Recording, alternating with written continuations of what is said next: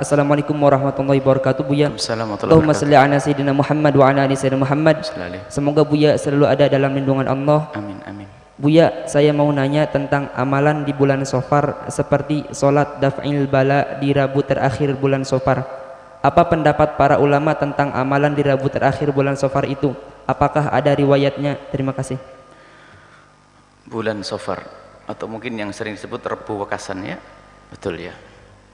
Tidak ada petunjuk dari Nabi kalau kita harus mengamalkan amalan di Rebu Wekasan. Tidak ada petunjuk dari Nabi SAW, bukan hadis.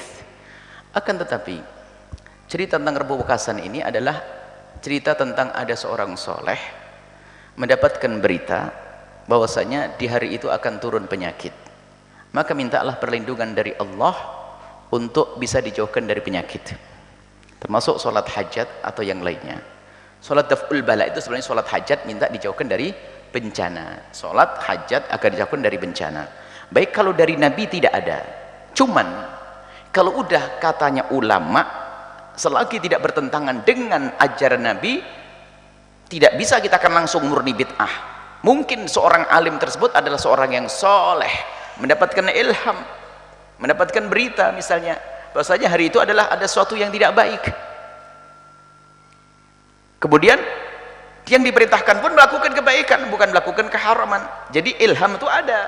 Cuman masalah ilham itu begini, ilham mungkin seorang soleh mendapatkan ilham bahwasanya di hari itu ada sesuatu yang tidak baik atau al-balak turun dari Allah, maka mintalah perlindungan dari Allah. Maka yang mempercayai ilham melakukan, tapi yang dilakukan harus sesuatu yang tidak bertentangan dengan ajaran Nabi. Misalnya as-shadaqatu talfa'ul bala.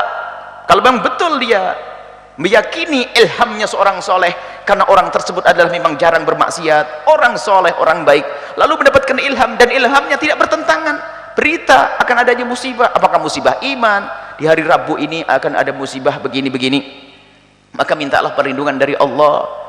Maka lalu bersedekah atau sholat hajat akan dijauhkan dari malapetaka. Maka mengikuti ilham selagi itu tidak bertentangan dengan syariat, maka itu boleh. Ingat, ilham bukan hujjah. Ilhamnya seorang soleh tidak boleh jadi hujjah. Dan ingat, kalau ilham tidak bertentangan dengan syariat, boleh diikuti. Misalnya apa? Seorang soleh mendapatkan ilham, wahai tetanggaku, aku mendapatkan satu ilham bahwasanya kalian semua harus bersedekah hari ini, saling memberi sedekah kepada tetangga, karena ilham yang aku terima adalah misalnya permusuhan akan terjadi di kampung ini, permusuhan akan terjadi di kampung ini, ada sebab-sebabnya, ayo kalian saling bersedekah, lalu mengamalkan sedekah sehingga saling mencintai. Kan tidak bertentangan dengan syariat. Kalau anda mempercayai ilhamnya sang alim, anda boleh ikuti dengan catatan tidak bertentangan dengan syariat. Kemudian bagi yang mengingkari, jangan dicaci dong. Kalau maksud saya tidak mau dengan Rebu Wekasan, kenapa? Tidak ada ajaran dari Nabi SAW secara khusus. Ya boleh saja, wong ilham tidak harus kita percaya kok.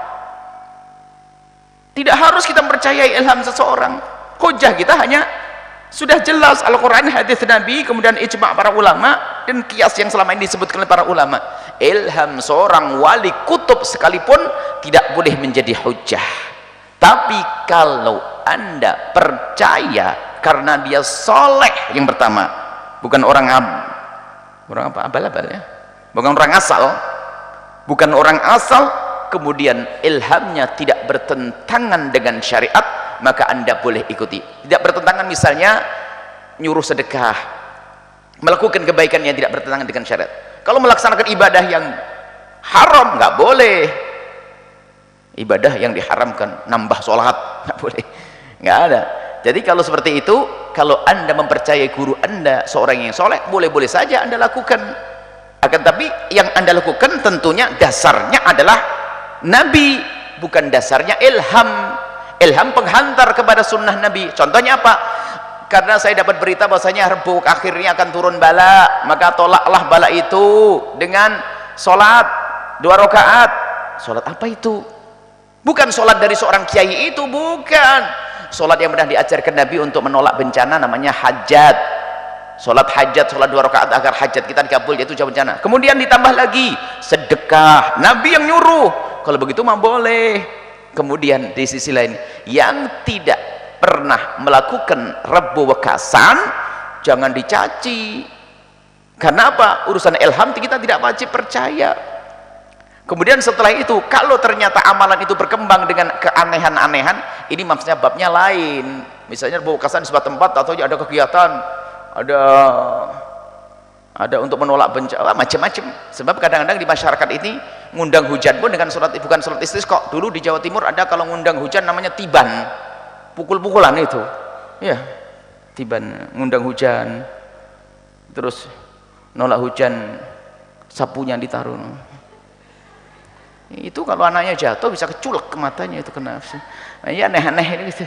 Baik, jadi bukan dengan cara yang tidak dibenarkan. Kita menolak bala dengan sesuatu yang diajarkan Nabi Shallallahu Alaihi Wasallam, seperti itu. Jadi bagi yang percaya ilham, kalau memang itu orang alim, terbukti dari mana sumbernya, orang soleh, kemudian dia adalah menyuruh sesuatu yang tidak bertentangan dengan syariat Nabi, Anda boleh mengikuti.